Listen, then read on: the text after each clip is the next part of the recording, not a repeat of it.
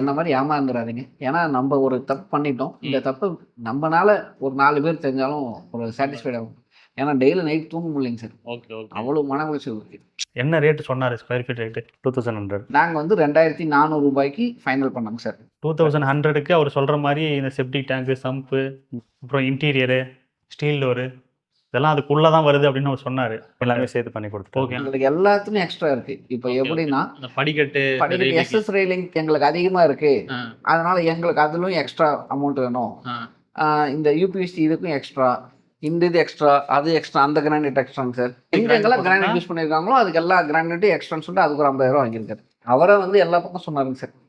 எங்க சுவிட்ச் வேணும் அவரே எல்லாமே இது பண்ணிட்டாருங்க சார். ஓகே. லாஸ்ட் என்ன சொன்னாருங்க சார், உங்களுக்கு நான் எக்ஸ்ட்ரா பண்ணியிருக்கோம் அதுக்கு ஒரு 32,000 பில் போட்டிருக்காருங்க சார். எலிவேஷன்ல எதுக்குமே பார்த்தீங்கன்னா ப்ரொஜெக்ட் ஆயிருக்கலாம், எதுவுமே எக்ஸ்ட்ரா சார்ஜஸ் இல்லைங்க சார். இப்போ எலிவேஷனுக்கு ஏதாவது எக்ஸ்ட்ரா எக்ஸ்ட்ரா ஆமாங்க சார். 88,000 கொடுத்துருக்கீங்க சார். அதுக்கு எக்ஸ்ட்ரா 88,000 கொடுத்துருக்கீங்க. இது அவுட்டர் வந்து பார்த்தீங்கன்னா ஸ்டீல் டோர் போட்டிருக்கீங்க. ஆமாங்க சார். இப்போ 2 டோர் மட்டும் நான் பண்ணி கொடுத்துருவோம் சார். அவுட்டர்ல இருந்து வெளியே போறது.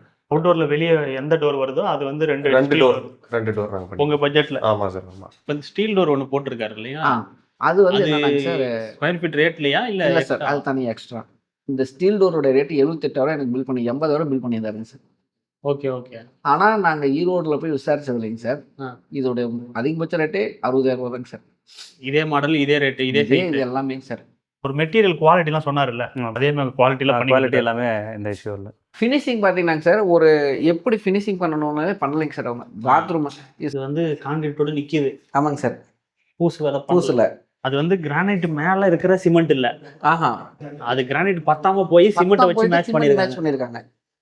அது ஒரு கிரானைட்ல இல்ல, எல்லாத்துலயும் இருக்குங்க சார். ஆமா, இது பேத்துக்கிட்டு வந்துருச்சு. இந்த நிலவே பேத்துக்கிட்டு வந்துருச்சு. ஆனா இது ஃபினிஷிங் வந்து சரியில்லை. டைல்ஸ் ஒட்டுறாங்க இல்லைங்களா, அவங்க ஒட்டுனாங்க இதை சும்மா அப்போதைக்கு.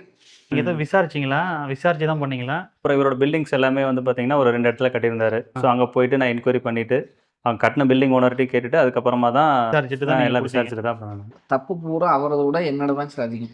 நான் எதையுமே கேள்வி கேட்கலைங்க சார் அவர்கிட்ட. அந்த அளவுக்கு ஒரு குருட்டு நம்பிக்கைங்க சார் எனக்கு அவர் மேலே. வீடு கட்டுறதுக்கு முன்னாடியே இதை பற்றின ஃபுல் வீடியோ மனோஜ் யூடியூப் சேனலில் இருக்குது, அதை பாருங்கள். கட்டி முடித்ததுக்கப்புறம் வருத்தப்பட்டு பிரயோஜனம் இல்லை.